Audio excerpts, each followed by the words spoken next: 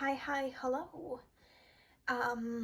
This week I want to test out something, and a little something I found in a flying tiger. Second ever time I was in a flying tiger, and I was mainly just trying to pass some time because I was waiting for public transport, and I found this thing. Wait, is this better? No. Anyways, I'll just hold it at an angle. I didn't realize that they make like quote-unquote more specific art supplies.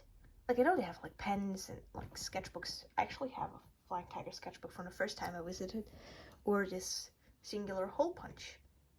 I mean, a lot of things they have are kind of like trashy or just mainly decorative. So I wanted to know if this watercolor paper is any good, because it was very cheap, especially considering water paper and its steep prices. It's probably not gonna be professional quality anyways, it's not what I'm expecting, but like, is it decent for if you're just beginning, or if you want to just try out watercolors but you don't want to spend a fortune on paper and you don't want to use trash paper?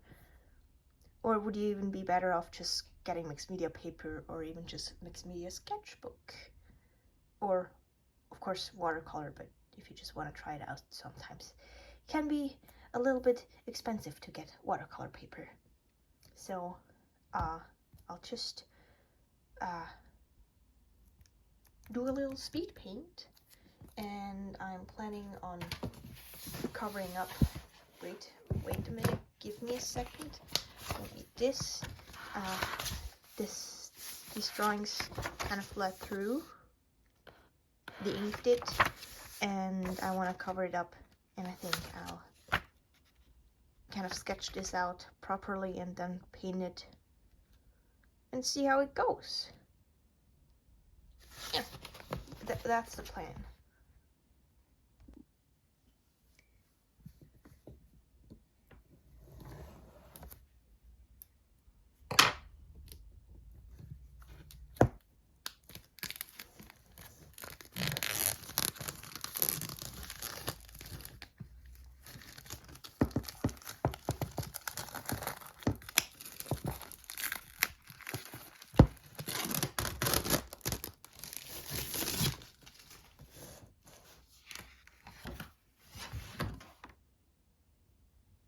Well, I was not expecting this to open sideways. Good on all four sides. Well, it's a little bashed in here, but I don't know if that was me. Probably. I still want to get this off though, because I want to make it the size of my sketchbook, so I can glue it in afterwards to cover up the bleed. Oh, okay, this bottom corner, oh, it ripped. That's not a good sign. It ripped again. Let's try using a ruler. So let's see if it doesn't if I use a ruler. Could probably also be done with like 3/4 or something. Okay, I mean this works fine. Just don't try to rip it off with your hands, I guess.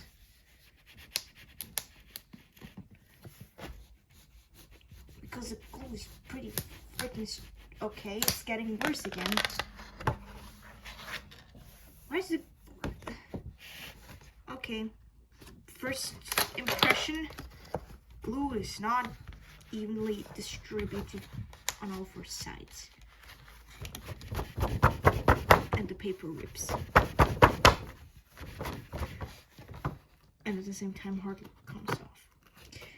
Jesus Christ, how much glue did they use? Well, now the back page got dirty, so maybe don't use a ruler. It also has a very mechanical looking texture. And supposedly 300 grams per, just says 300 grams. 300 grams per what?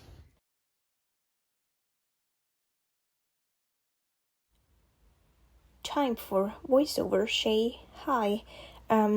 As previously mentioned, the paper has a very mechanical texture, and because it's textured, the line art is less smooth than on a smoother paper, but that's something to be expected with cold pressed watercolor papers.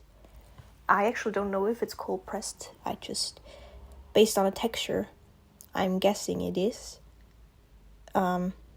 I personally like when the line art has a little bit of texture because of the paper. But I guess that is something that is very much up to taste. Besides that, the colors actually looked very vibrant, but at the same time they lifted very easily. So layering wasn't the easiest. May also partially be because these watercolors do lift relatively easy, though it of course varies from paper to paper, so I'd still say lifting on this paper is very easy. And that is, I guess, also up to taste in what watercolors you use. I mean, for sure this is not any professional watercolor, but watercolor paper, the watercolor, I mean, it's partially Holbein and partially Daniel Smith, and one different one I don't remember the brand of, so I think those are professional watercolors, but I'm not entirely sure, but the paper isn't. That was my point. I'd actually say I prefer the Canson Canson watercolor paper. We're talking about watercolor paper, my god.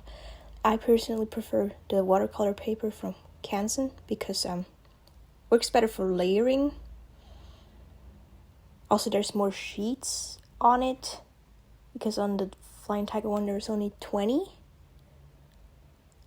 Though I think all in all it's still cheaper, but I mean the Canson isn't expensive, so I'd say it's worth the quote-unquote investment that is not really an investment, I guess.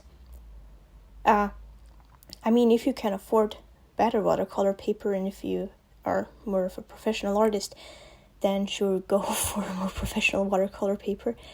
All I'm saying is this one is relatively nice if you're just starting out. Well, if you can get a hold of the Canson one, I would get the Canson one, but this is fine, not my preference. Anyways, if you're wondering what I'm drawing, it's my OC Atticus. He's from a comic I'm currently developing. Well, I'm still in pretty early stages of the development. I'm missing most of the environments. I have 2 characters, so I'm really not far with it. But I currently kind of... I'm updating people on YouTube on a regular basis. Kind of like comic vlog-ish type of style, or just telling you, like right now. So if you're interested in that, or in any other art stuff, maybe consider subscribing to become part of the thing. I also do bookbinding and sketchbook tours, and I'm planning to do a bit more digital work also on YouTube, because I'll have to draw a lot of stuff like ref sheets anyways, and I want them to be digital so I can just color pick from them for when I'm actually doing the comic or working on the characters. So making them digitally makes more sense, and also less the videos have less of an impact through daylight because it's digital, so daylight doesn't matter. Yeah, they're probably just gonna be like speed paints with voiceovers, kind of like this one, but everything is a voiceover, I guess.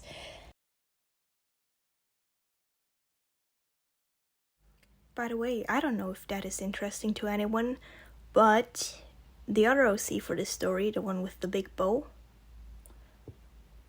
she finally has a name. I don't know if it's the final name, if I'll change it or not, but as of now, her name is Syra. I don't even know where I picked the name up, but I like it and I feel like it fits her. So if I won't find anything that I like even better, it's just going to say Syra. Say stay, my god.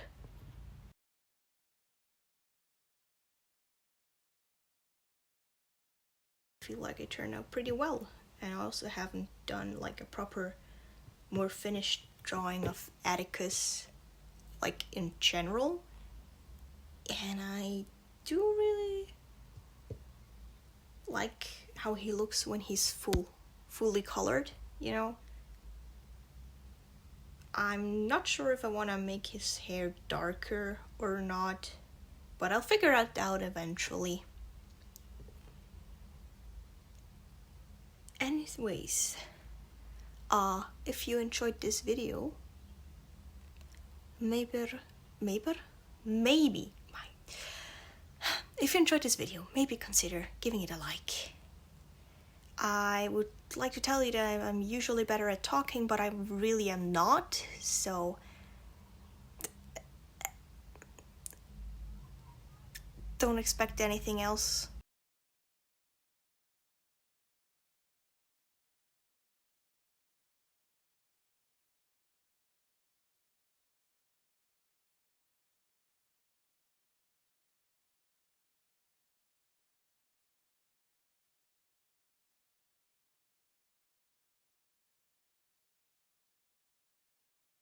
With all of that being said, I welcome you